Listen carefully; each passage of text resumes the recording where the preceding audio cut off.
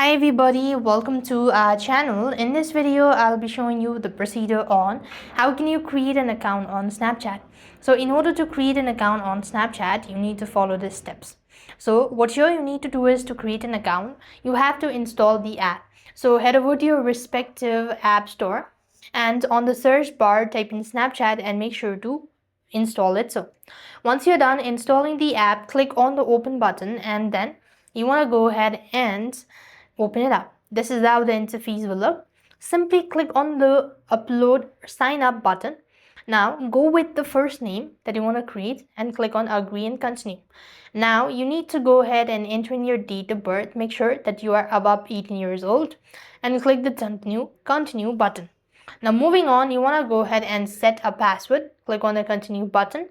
Go ahead and give a name or an email address that you want to register the Snapchat application and click on the continue button.